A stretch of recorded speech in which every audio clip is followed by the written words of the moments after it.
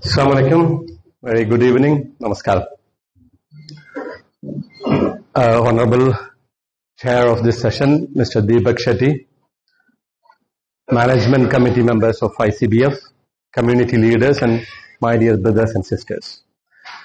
I'm very much honored to be present here with you all today to talk about a very touchy subject, very sensitive and at the same time very important subject that we all care about. You know that mobile phones are part and parcel of our life. There is no escape. We should live with it. Social media is the same. We cannot live with social media. To give you one example, because these 2 days holidays was very accidental for all of us. I normally don't touch my phone. Look at the social media early morning. Like I wait until sometime like 8 o'clock, when I reach the office. I dedicate 15 minutes to look at the social media at that time. So I nearly missed these holidays. I should have gone to the office by that time. But when I was taking a walk on that day, which was Tuesday, right, or Wednesday morning, my friend told me, my walking mate told me that, there is a holiday for schools today. So then I came home and then checked the mobile and then I found out that. Otherwise I would have gone to the office. But anyway, so I actually thanked that friend because, he reminded me of that. Now, let me just ask this session with a question. There is no wrong answer. You can, raise any answer to that. How many times we touch our phones every day? How many times? Just a guess. Wild guess. No count. Okay. But there are statistics officially. Yeah. The question should have been, do you leave your phone? Yeah. Is there any time that we don't touch our phone? Yeah, that could be the question. But to give you a startling statistics. So this is the times. Like normally, this particular agency, which is very much specialized in social media and people's behavior, they say that 2,617 times. That's of course not relevant to everyone, but it could be, varying depending on our circumstances, where we are, when we are bored, things like that. Okay. Now, see, because we are all Indians, I have brought some statistics from India. So, Indian smartphone users average screen time spiked by 24% to 6.7 hours, almost 7 hours every day during COVID. And currently also there is no big difference. This company, Red Seal, they say that we use our smartphone 7.3 hours a day, which means a complete working day. A complete working day. 7.3 hours. And it can vary. And there is a facility or there is an option in our phone to check our screen time. You know that? Yes. Yeah, okay. Sometimes it gives us some, weekly report. This is your screen time on this week. Most of us just ignore it because we don't want to see ourselves in that, in that ocean. So the Americans, they use of course these are all random statistics. So there is no hard truth about it. Americans use 4.5 hours a day, Chinese 5.6 hours. These are different statistics. Okay. Now, and we all know that it impacts our daily life. There is no one in this audience or the broader world that do not feel this. It impacts our daily life, daily activities. It prevents us from following our passion, pursuing our hobbies, reaching our targets, achieving our objectives, whether personal objectives, work objectives, all these are being hindered. Especially for students, it hinders their studies. They cannot actually pursue the studies properly. They can't reach their goals in life, in career life, in their educational life. So this is a fact.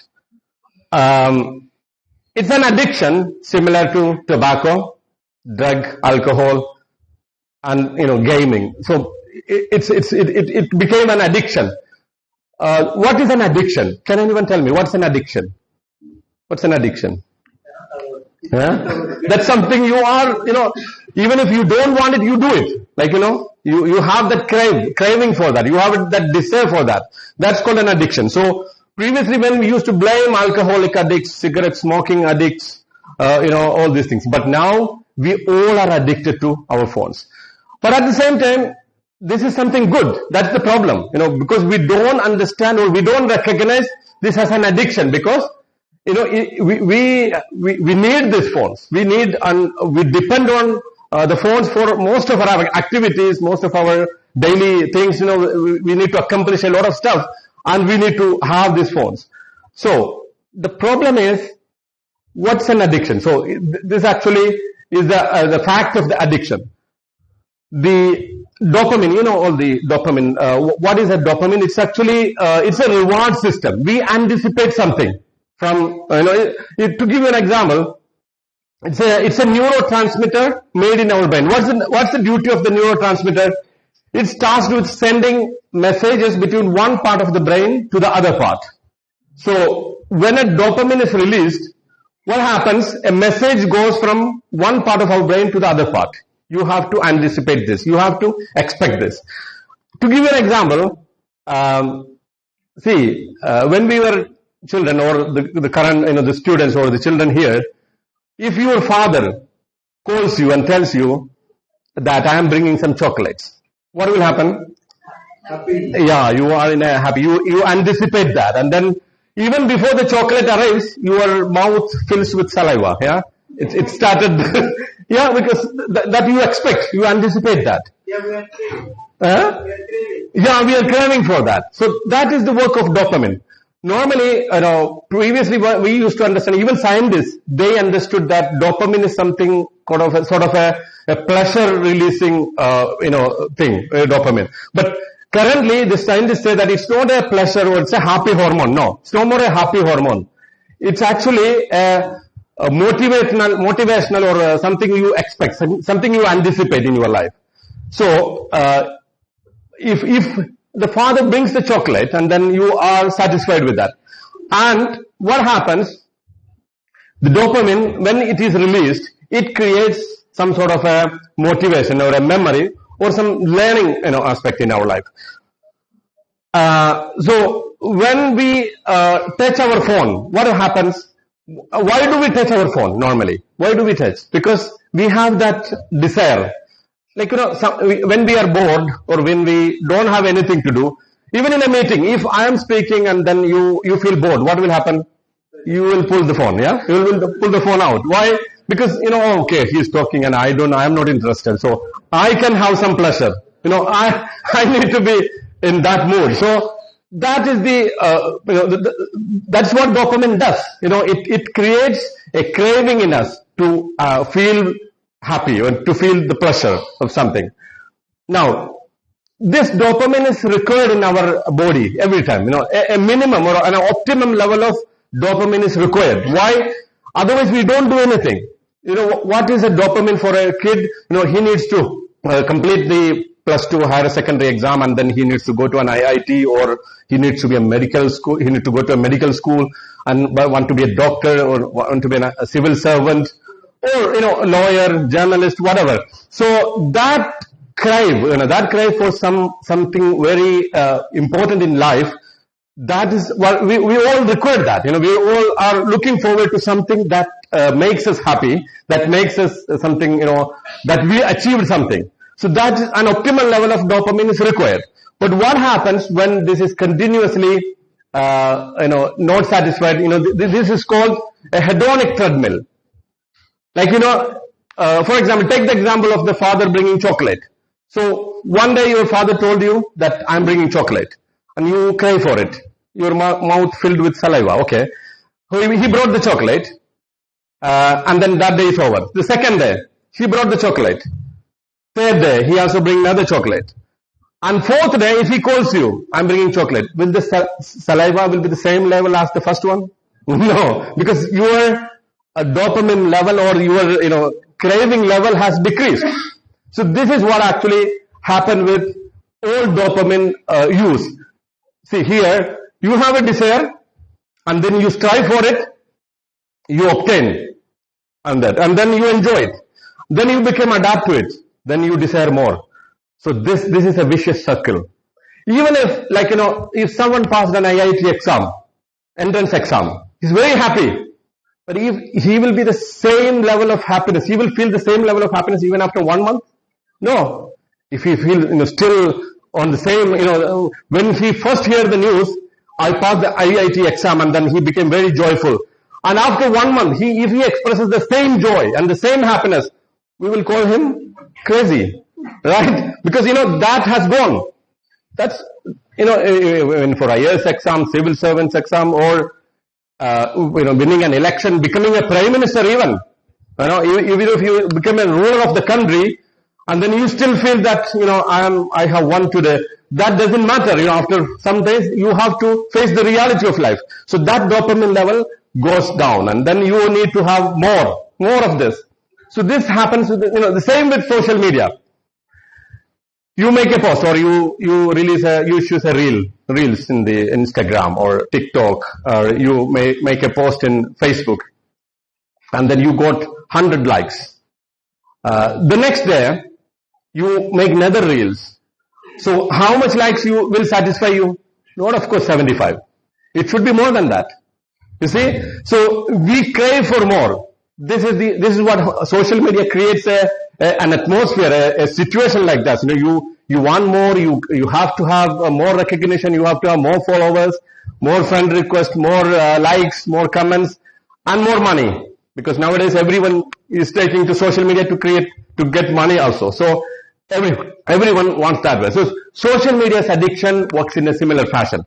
And the sad thing is that the social media design companies, they made it, or they created these networks, these platforms, so that you are addicted to it. They want your attention. The more you are on social media, the better for them. So they have created all the features. For example, this like button, these follow buttons, these comments button. All these have been created with the aim of retaining your attention and creating and retaining you more on that platform itself. So that's how they did it. So there is another question. Then why aren't we addicted to making a lot of money? Why? There are two reasons for that. One reason is ease of access, and second reason is speedy rewards. Why aren't we addicted to clearing IIT exam? Because it needs a lot of. Okay, don't talk about clearing IIT exam. Why can't we be addicted to reading a book? Because it needs a lot of effort, right? Even we are not addicted to social life sometimes, because we need to change, we need to have a new dress, or and then we go out. We take some time. We need to get into the car and go out and spend time, face the traffic, maneuver the congestion, everything, and so it needs time. But this is very easy. Just pick up, swipe, and then you are on there. Some social media channels, even we don't want to even swipe it. For example, TikTok videos. You don't need to even play it.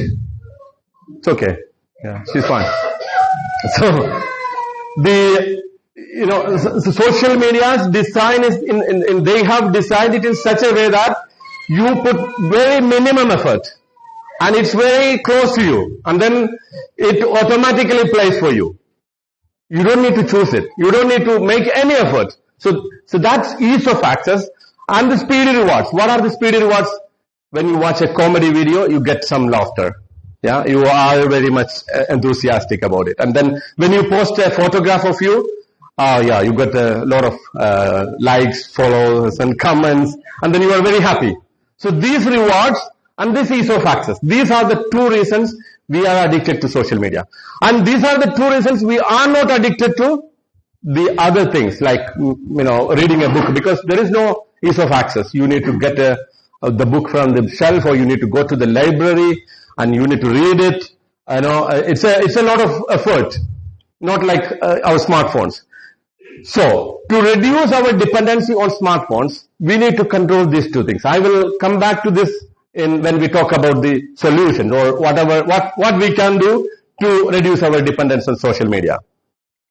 Now, as I told you, these companies, they have created a platform whereby you are continue to glue to them. You have, so I will just play a video which is 2 minutes only, and in which it's actually a trailer or a teaser for a Netflix film. It's called Social Dilemma.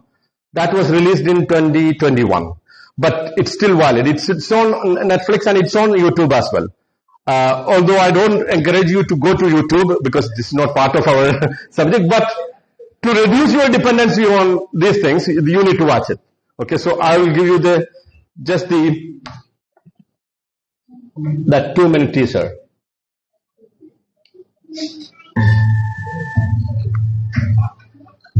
When you go to Google and type in Is sound okay? you're going to see different results depending on where you live. The particular things that you notice about your interests. That's not by accident, it's design techniques.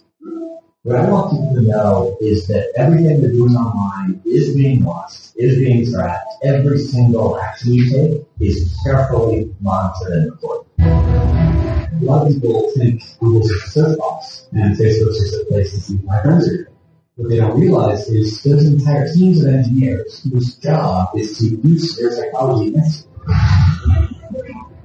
I was the co-inventor of Facebook Mindfulness. Google, Twitter, Instagram. There were meaningful changes happening around the world because of these platforms. Maybe we're naive about the flip side of that coin. Even the word that parks likes comes up. And we can put that with value and we can play with it too. The whole generation is more anxious, more depressed. I always felt that fundamentally it's the force for me. I don't know if I feel like Facebook discovered that they were able to affect real world behavior emotions without ever triggering the user's awareness. They are completely clueless. It is spread 6 times faster than foods, or people bombarded to clueless. Everyone's entitled to their own facts. There's really no need for people to come together. In fact, there's really no need for people to interact. We have less control over who we are all the If you want to control population content, there has never been a tool affecting space. When we built these things, we have a responsibility to change. The intention could be, how do we make the world better? If technology creates mass chaos, loneliness, more polarization, more election happening, more inability to focus on the real, we're toast. This is checkmate. Okay.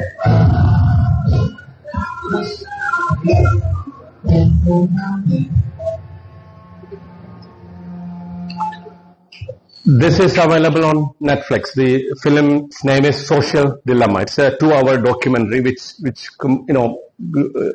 elaborates in detail how these social media platforms, Facebook, Instagram, YouTube, and all these channels or these platforms, how they make us their product. There is a saying that if you are not paying for the product, you are the product. Our time is their capital. Our attention is their money-making device. So we are, while we are watching a funny video or the cans dancing or all those kind of videos, we are, of course, we get some pleasure from it. But then, if you continue to do that, and then you are, completely clueless, and then how much time you are wasting, precious time that you could have used for a lot of other purposes. So that's completely a design. It is designed by these channels, these platforms to do that way. So we need to be very much aware of this, and then we need to escape from it. So this reason for addiction, that I am coming back to these reasons: ease of access, as I told you, then speedy reward and instant gratification, and the dopamine induces. These videos or these platforms induces dopamine. Now, the downside of social media, as we can understand from the video, that film, and also from other studies, it affects mental health. A lot of people are now are suffering from, various mental diseases because of social media. This is a newly found disease, Snapchat dysmorphia. To get a better selfies, people would like to undergo plastic surgery, cosmetic surgery, so that they can get better selfies. The filters are not enough. So they want to change their perception. So that film talks about a real case of this Snapchat dysmorphia. So that's kind of mental diseases that we face nowadays. Increased desire for cosmetic surgery, as I explained to you. Then increased risk for eating disorders, because a friend of me told me an example, a very interesting study. Previously, he was working in Kuwait, and he was working in a restaurant in Kuwait. And he was telling me, in the olden days, these Kuwaitis they are a bit, there is no poor judgment or no misconception, but some people are very much agitated when the food is not tasty. If there is some more salt or if it's spicy, the people will, they will get angry very easily. But nowadays, there is no anger. Even if the salt is less, even if the spice is too much, no problem for us, because they are eating it along with the social media. So there is no problem for them. So people are not paying attention. There is no mindful eating, or there is no mindful learning. There is no mindful working. Everything is mindless. So that's the reality we all are facing. Then, self-harm behavior. The kids, if you are not satisfied with your selfie, if you are not satisfied with your social media post, if you don't get much, for any other reason, it may not be because your post or your reels is not of high quality. It can be because of the algorithms. They have these kind of algorithms. It's set algorithms. If you are not satisfied with the likes and the followers or the comments you get, then you are, inducing self-harm. These are a reality. Maybe we are not aware, but there are things, there are some incidents like that. People are, especially the kids, vulnerable kids, they face this reality. Now, there are so many social and political aspects of social media.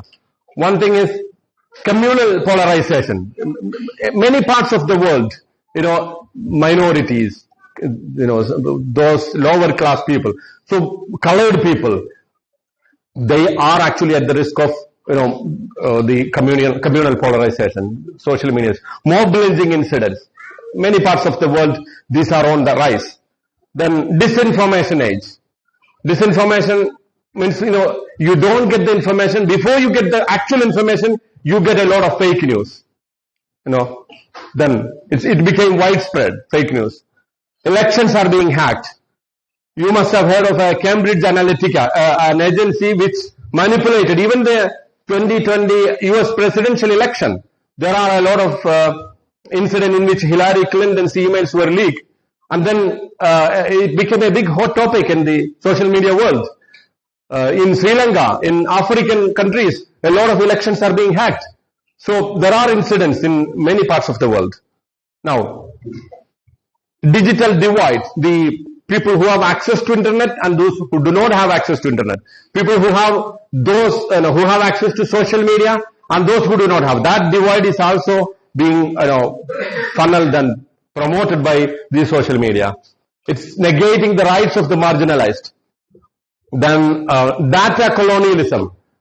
For example, to understand this concept, you need to understand there is a Chinese Wi-Fi network in Kenya in which free Wi-Fi is offered to people in many townships.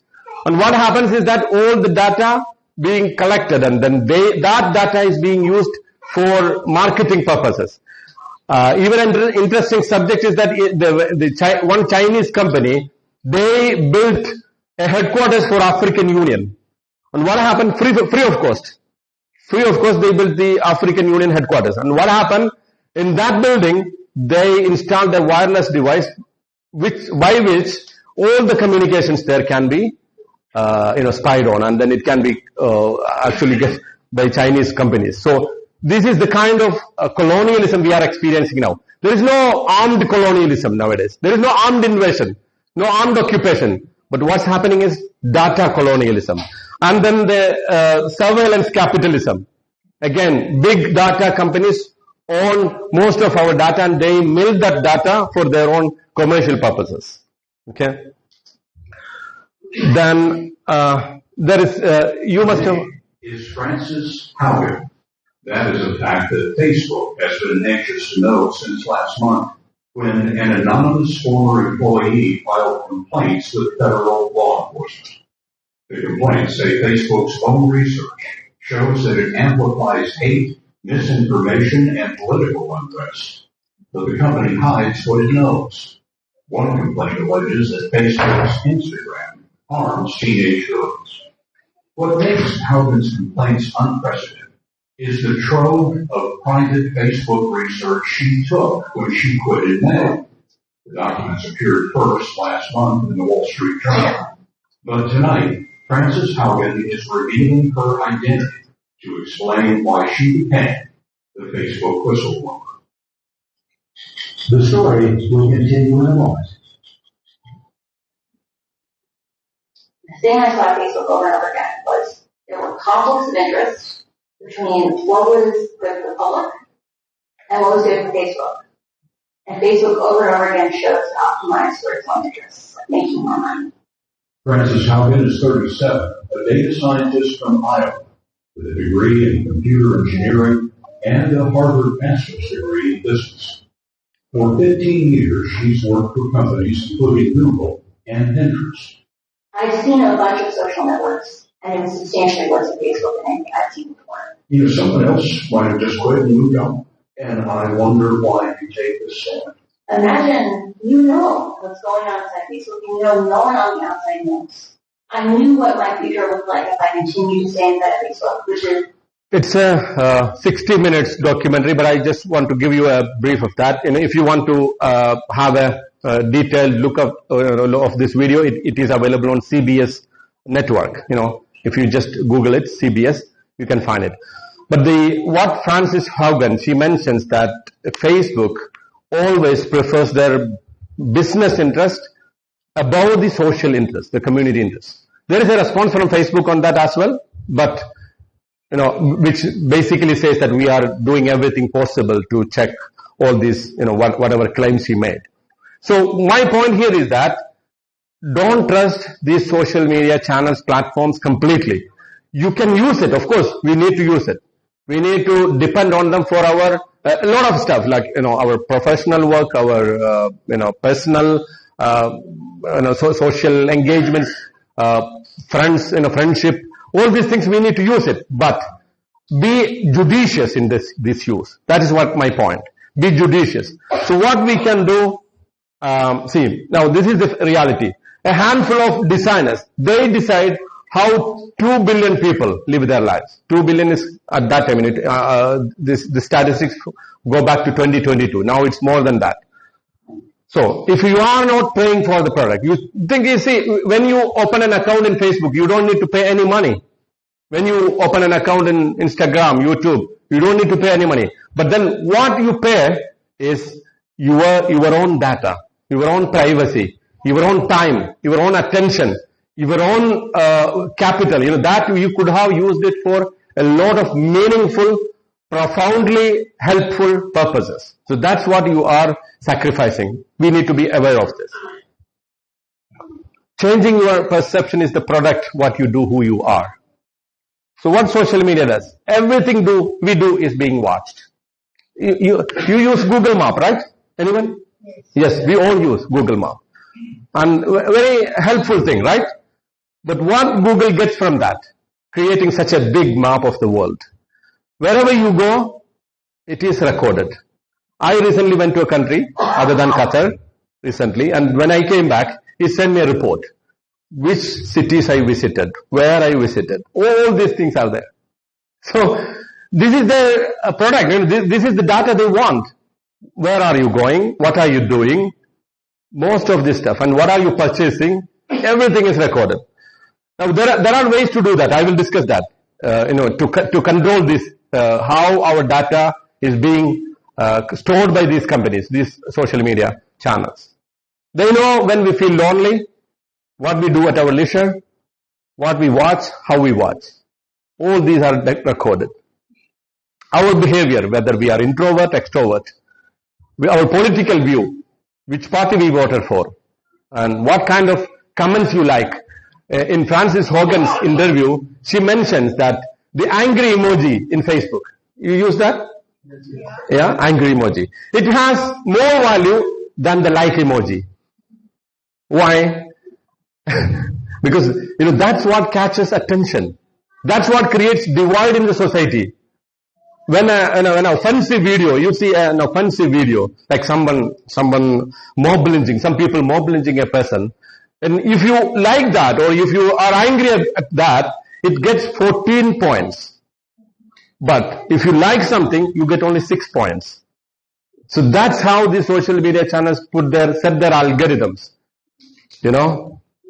So influence our beliefs, influence, these are all in unethical way. Without we know. We agree, we click the agree button. When we open an account, we click the agree button. Does anyone read that? Nobody reads that. Because there is no time, and it's fine print.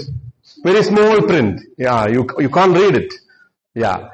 So, it all mentioned in there, that we will be collecting this. Someone uses imo, botin, this, you are giving them permission to record your video calls. You know that? Imo, or how do you pronounce it? I don't know. And then botin. WhatsApp is different. WhatsApp, they say that they claim that they are encrypted, but they have the data. But these IMO and Botim, these mobile apps, they record your all calls. Whenever they want, they can use it. Facebook doesn't sell our data. They don't sell to any third party. But what they do, it milks the data and predicts our behavior. Why they predict our behavior? Advertisement plus those kind of political gains to influence an election, to influence a particular business deal. So all these purposes, they milk this data. Now I don't recommend you to delete your social media accounts, but this is what nowadays this is what's happening in the Western world. 10 reasons for deleting your social media accounts. It takes away your free will, contributes to the insanity of our world, turns you into a jerk, manipulates truth, is destroying the meaning in every word you say, annihilates your ability to be empathetic, makes you miserable, takes away your economic dignity, is the reason politics are so awful and impossible, hates you. This is a book which is very popular. Now, coming back to our solutions part, what we can do to judiciously use this social media, and then makes from the very beginning, our comparer, she mentioned that Nilambari, she mentioned that it's a bad master. It's a good servant. It should be a good servant, but it's a bad master nowadays. So how can we make it a good servant? One, the opposite of ease of access. Make it hard to access. Like what? Delete the app. I am not saying not deleting the account. Delete the app in your Facebook, for example, Facebook app. And then if you want to access Facebook, you go to Google Chrome or in private browsing and go to the browser to access the account. That need you to enter your username and password. Every time you enter the social media account, you need to enter your username and password. That will be a bit difficult, like reading a book, like going out and meeting with friends. Is that possible? Yes. No. I know a big no, but if you want to really change your life, or if you want to really save your time for something meaningful, then you need to do that. If you are, if you have big purposes in life, if you have set goals that are, that you really strive to achieve, that you want in this world and the world hereafter, whoever believes in that, then you need to do that. At least try to do that somehow. Then.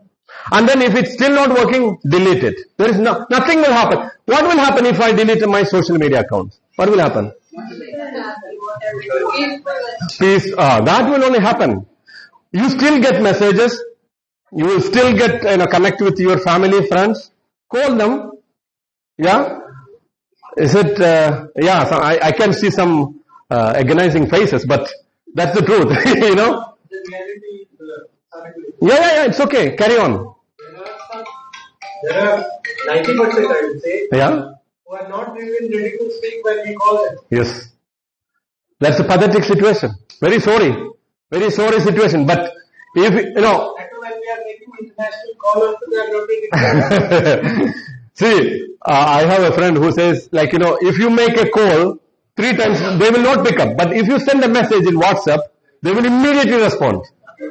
They will immediately respond because they don't want to attend your call. But if you send a voice message, the voice coming back. You can see a recording. Yeah? Okay. Second thing. Turn all notifications on the phone off. My phone, there is no notification. Nothing. Even the call sometimes, most of the time it's vibration or silent mode. Why? Because see, there is an advertisement when you drive through Qatar streets nowadays. There is an advertisement. In Arabic it says, لَيْسَ هُنَاكَ أَيِّ رِسَالَ أَهَمُّ مِنْ حَيَاتِكَ. There is no message on your phone more important than your life. Why? Because it's road. You are driving. If you look at the message and drive, what will happen? So there is no message in your phone that's more important than your life. That's also relevant when you are sitting at home. Not driving. When you are sitting at home with your family, wife, kids. My wife is here, so she can hold me responsible for that. See, when you are with your family, are they important or someone chatting you from distance, far away? Most of us tend to ignore this. We sacrifice quality time with our family for someone messaging us from, and that can be replied. And there are a lot of groups which you can archive, set into archive. And even if you look at it once in a month, it's okay, no problem. Some groups. Now I'm not talking about every group. There are some groups which you have to look at it because that's very important for your communications and good. Like for example, ICBF, the management committee has to see their management committee group messages. Otherwise, they will be in trouble. Yeah. So that and your office groups and some of your community groups, but otherwise school groups which you studied in past 30 years ago.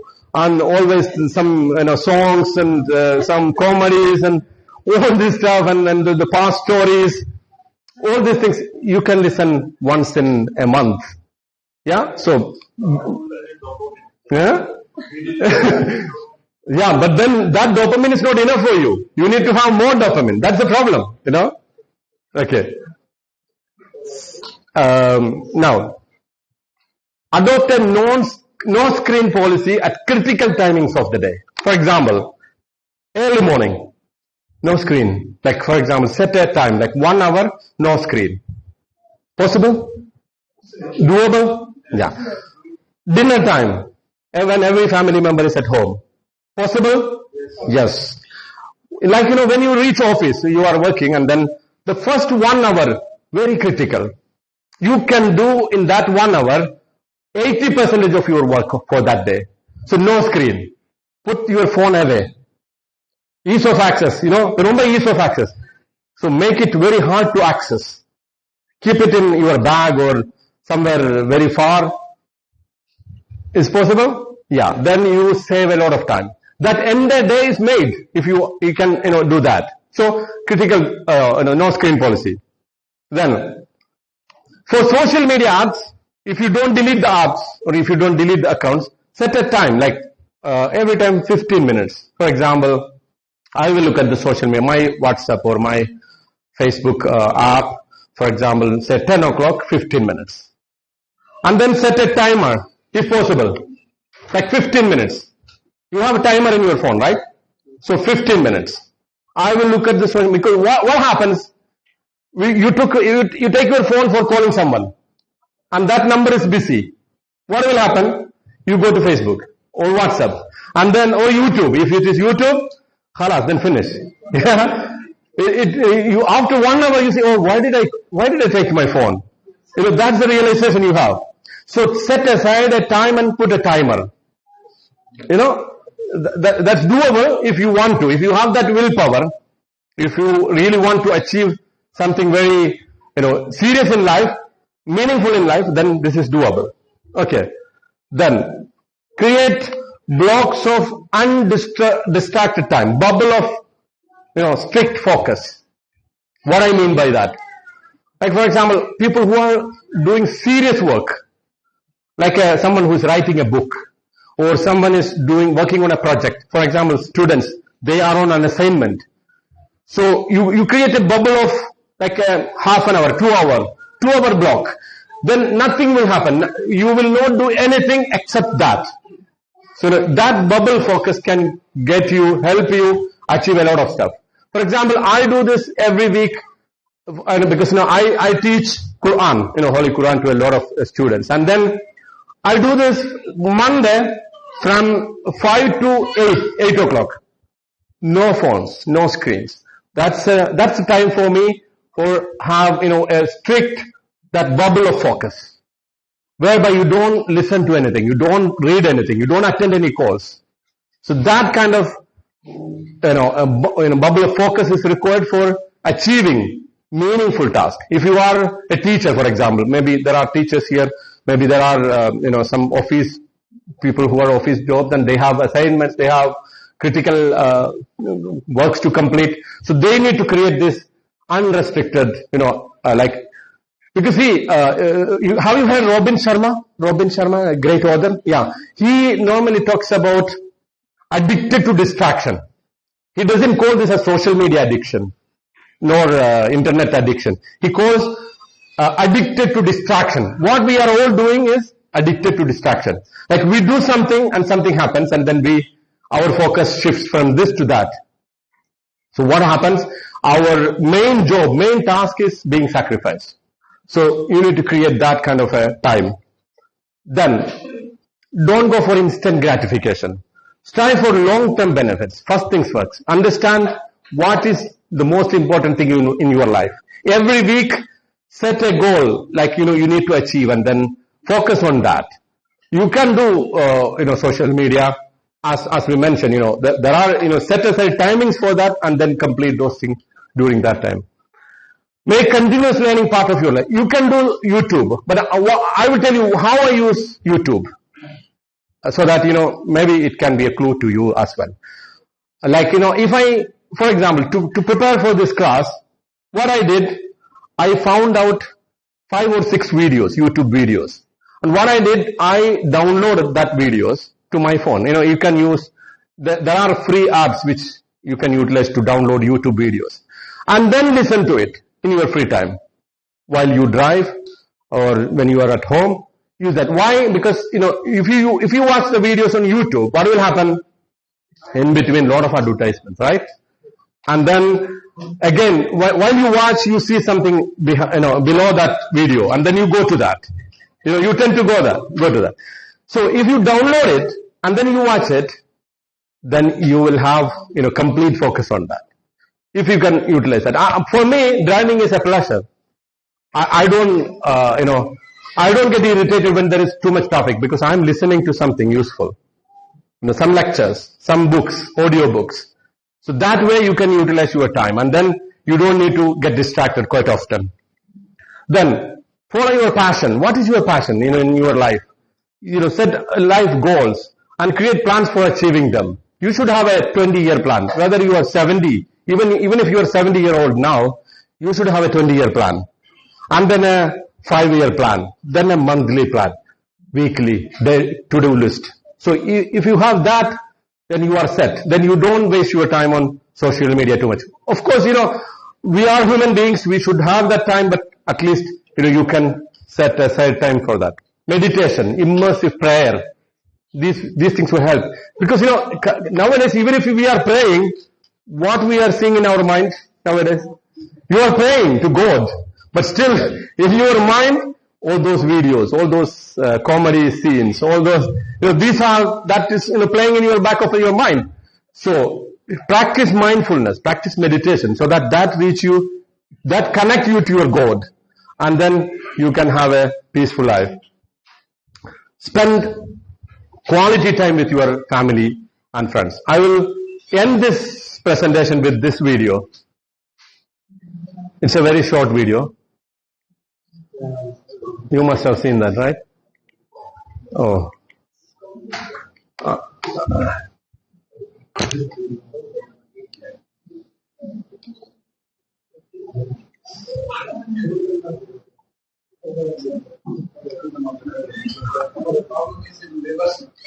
Huh?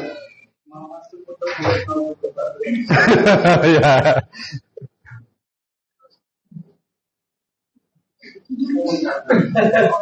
Then only dinner. Okay, so enjoy those loving moments, keeping away your phone. It's a personal promotion, self-promotion you can say. This is my book in Malayalam, but unfortunately not in English, but if you want to have that book, yeah. Thank you very much. Now, let's discuss if you have any questions or, not necessarily questions, but you can have some intervention. Yeah, please. No, it's not a question to you, but Yeah. observation. Impacts of the social media. So I remember a case about a year back. It's in Facebook, Karnataka. One of the housewives was so much addicted to the social media, Facebook.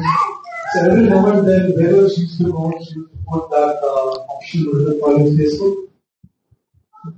Check in.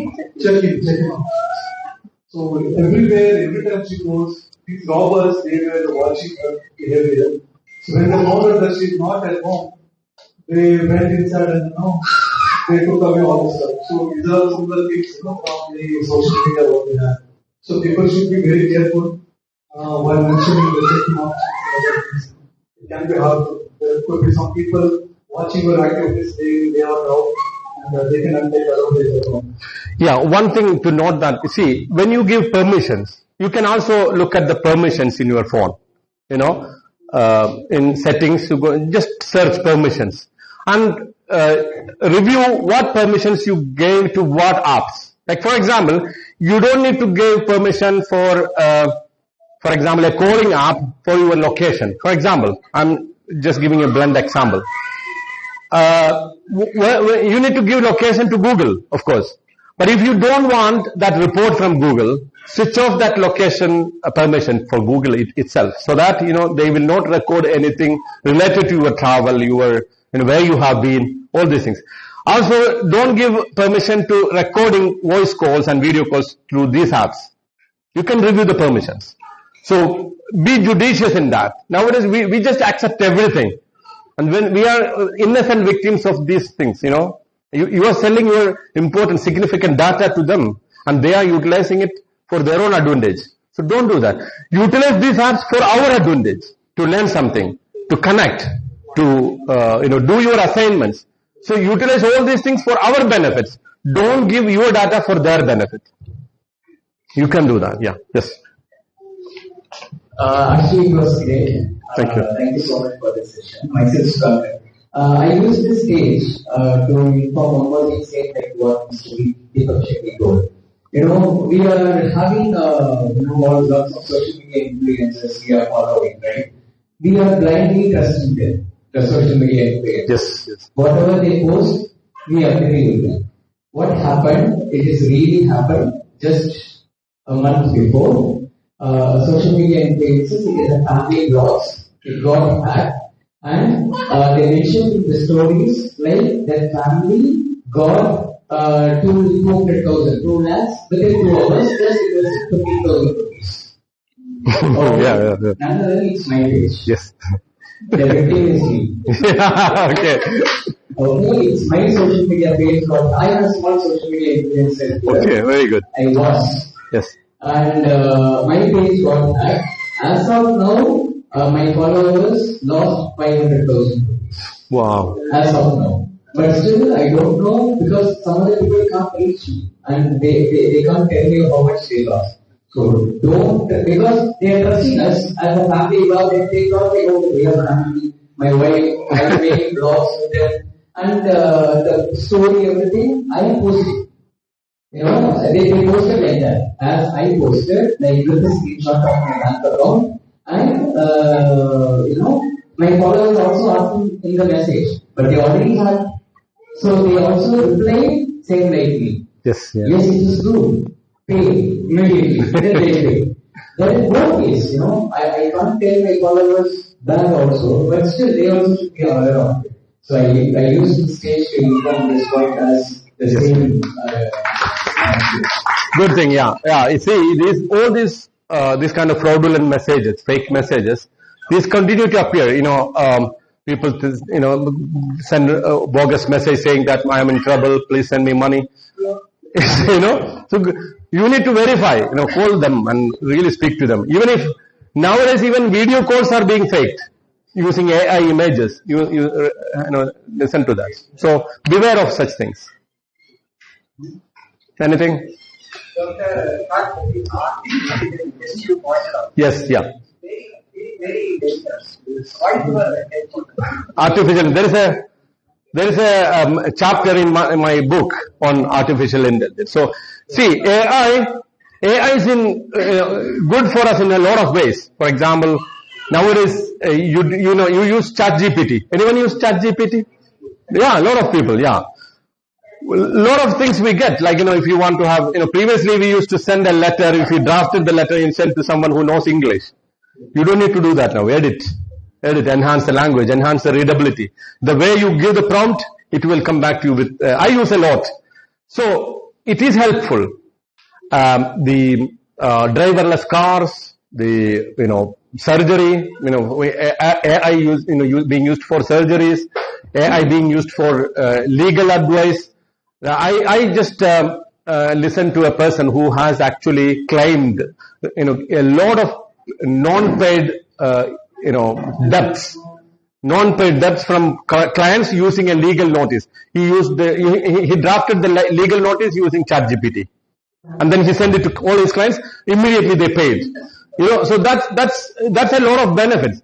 But at the same time, AI is such thing that the other side of the coin is deep fakes. For example, you can create videos of anyone in any situation, in any type of voice. Even Obama, the former president of US, he actually, his video is there. He actually admits that this is being faked, but don't trust this. So the way to identify this fake from reality is to do some fact checks. There are a lot of sites. For example, snopes.com. Have you heard of that? Snopes.com. That site will give you, for example, if you watch a video, if you want to check whether that's real or not, go to that site and upload this video there. They will give you a clear answer. If that video is very viral, not a personal video or something, no, but a viral or a very common subject, they will give you an example. There is a site called This Person Doesn't Exit. thispersondoesn't.com. That talks about various people, personal information. So a lot of stuff. Then there is a lab in Canada. It's called the Witness Lab. The Witness Lab in Canada. They provide you very important information on social subjects, social, political, So you need to utilize this AI thing in a very judicious way, and then you need to understand both sides of the coin. It's one time, on one aspect is very useful for us, but other side is that it's a very harmful thing. So you need to make a judicious understanding and wise decision based on the reality. So there are sites, there are companies which offer, a clear advice on that as well. Yeah. Anything else there? Abdul Razak is also very much into the software and IT business, so he can also guide you on that maybe. The thing is, you have Yeah. to make a profile like private, not public. Yes. Especially with the kids' photos. There's a lot Yeah, of yeah. profiles, they take advantage of that. So Yeah, family photos. When you post on social media, be careful. you just share only to friends, not make it public. Yes. People don't care nowadays. They think that there is no problem with that. They think that everything is private, or no one will misuse that. But it's not the case. The last three I did. Yes, he. You want to use it? Yeah, yes. Two things I wanted to say. One is regarding the same, like the way we are men keep sharing that we are doing here and there. In our real life, we don't tell each and everyone going on the road. Yes, exactly. Here, I'm going there. But the same thing we should not like this. But there is absolutely no need. Because this way we are increasing our attention as well as having some people ask some cooking and all that. That is one. The second one is I wanted to take this step when we are driving, we have to fully focus on that. Yes. Because when it we are studying all this thing, I wanted to know because I remember suddenly that the reaction time. So the reaction time may increase if we are listening something about I just wanted Yeah. It's okay. impact, right? It can impact. Yeah. So the reaction time and response time can increase and it can impact us by anything. Yes, So whenever yeah. we are getting any call or any message, we have to first stop somewhere. I think stopping anywhere. Stop somewhere and then attend the message and then go ahead. Yes. So,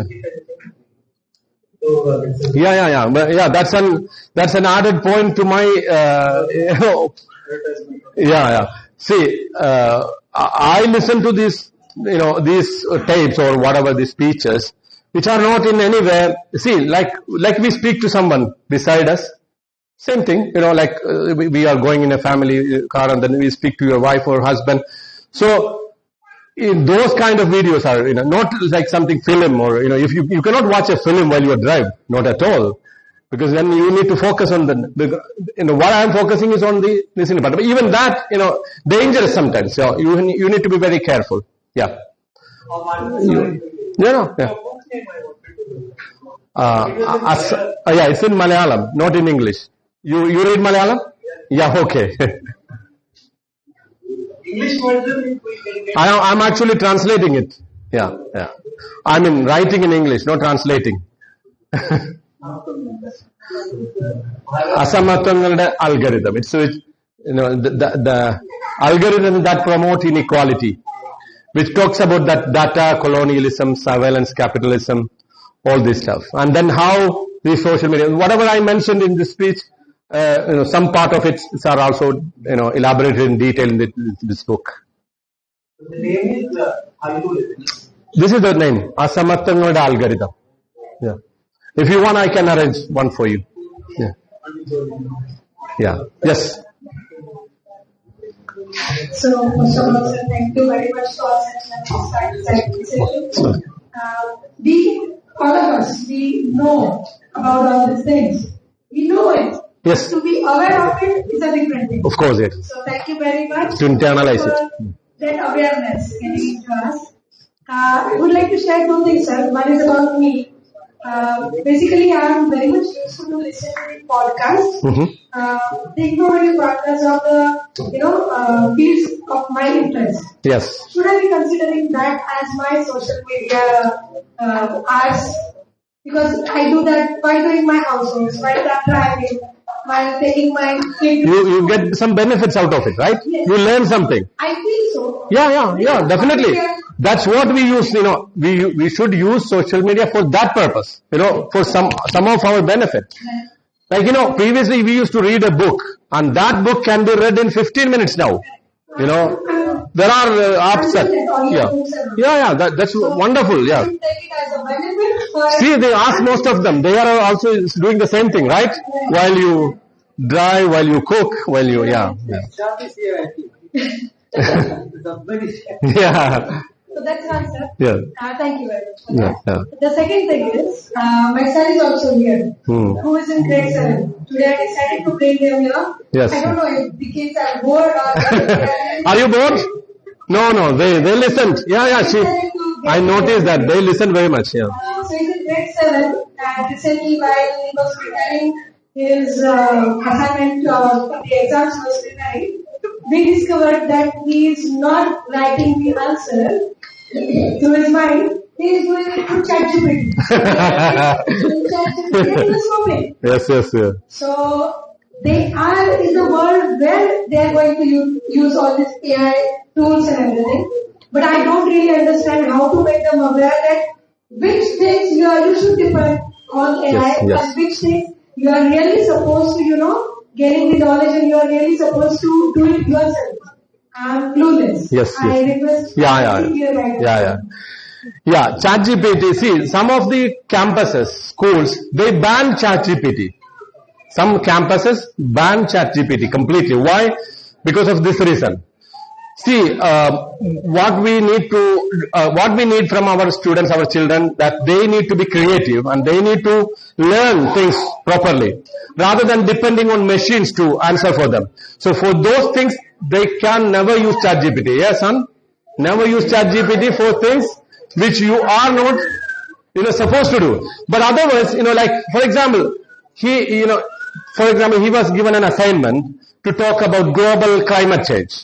Climate change, global warming, and he needs to prepare a speech. Then he can ask ChatGPT, give me some points with the latest information. There is a very good skill in creating that prompt as well. They call it prompt engineering. This prompt engineering. So the way you converse with ChatGPT, the way it replies is different. If you just say, give me some points on global climate or global warming, it gives you some standard points. But say, I am a 7th grade student. I have an assignment tomorrow, and I have to speak to my classmates about global warming. Please give me a speech or some points for a speech on global warming in a language that is understood by 7th graders. You need to give the prompt that way. Then it will come up with some good, nice messages in that is understandable and that is only graspable for them, not for everyone. If you just say, give me some points on global warming, completely different. So that way. If you are in an office, for example, you want to send a letter to your customer, then you don't say, so give me a reply to this letter to my customer. No, you specify. What is your business? I am in an electronic business company and I would like my customer to know that they cannot delay the payment more than 40 days. But say this in a polite way. You ask ChatGPT in a polite way. So it will come up with a very polite and in a graceful manner so that they can understand. They will not get offended. So there is a learning in that. So teach them that, they can utilize for those purposes like assignments, but not for the teacher gave them an assignment. Give me answer these questions by looking at your textbook. So you can't go to ChatGPT for that. Okay? So differentiate that. But you still should use ChatGPT. Yeah? You should still use, but differentiate that. What you can use and what you cannot use. You got the point? You have any doubt on that? No. It's fine. Yes. Sorry. No. Regarding, Give him the phone. I'm actually facing trouble for the children part. Somehow or the other, my son is getting now I think 15 years. Okay. Instagram, Roblox, Discord. Somehow or the other, I'm trying to block everything, but somehow the tab and all, how much I'm not able to open that much because every time I'm on that gadget. So how should I stop it? Yes, yeah. It's a very challenging question for all of us. Yeah, I can see the nodding heads. Yeah, everyone. See, now you cannot completely disconnect the new generation, because they grew up with that. They are used to it, and it's not our time. We used to read books, we used to go out, play with friends, we used to make a lot of noises. But we were also, in one way or the other, we were the same when we were kids. We were not listening to our parents, and we were doing things which on our own will. So the best way to have that meaningful conversation, tell them, there are certain times in which you cannot use it. So slowly bring them up to that speed. At least make them avoid these things, or deprived of these things for certain times. Like, for example, study time, 7 to 8 or 7 to 9. Dinner time, when everyone is inside home, and then when you go out. I will tell you a story about a real incident about a school in an European country. I just read about them. They arranged a trip as an experiment for students with gadgets with them and without gadgets. One trip they took the children with gadgets, and they all came back with one experience, and without gadgets. And then they analyzed that, and the children enjoyed it. So what we need to teach them is that what is the life without gadgets. So certain times when you go out, tell them, today we are not going to take gadgets, but we will have nice barbecue chicken, their very favorite food. So because if you offer them food, they will listen most of the time, right? So offer them that delicious food. Okay, instead of that, you need to keep away. We will keep our phones at home today, and then we are going out. So experience that 4 hours a day. Try to do that. Yeah. Then if they are used to that, and then going out, and then playing in the beach, and having that food, talking to, they say, "Oh, this is wonderful. I didn't have experienced this before." So create that experience for them. So otherwise, there is no use for advices. They don't want advices. Oh no! Don't open mouth. Don't open your mouth for advice. No. We don't want advices. Yeah. If you start to preach, what they say? Oh, started. Papa started. Mama started. Yeah. So don't open your mouth for preaching. Tell them. Yeah. Yeah. Exactly. Yeah. So there is no use. Whatever you do. You quote Mahatma Gandhi, you quote whatever, there is no use. But do this in a practical experience.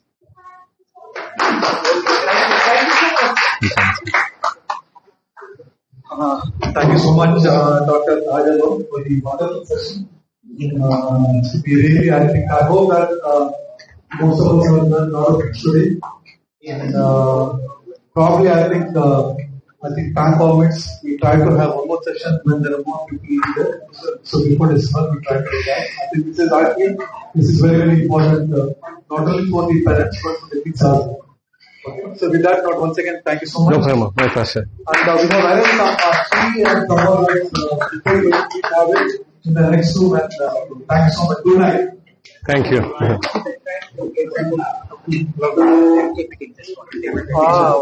Yes. We are an associate organization of ICDF. Oh, okay.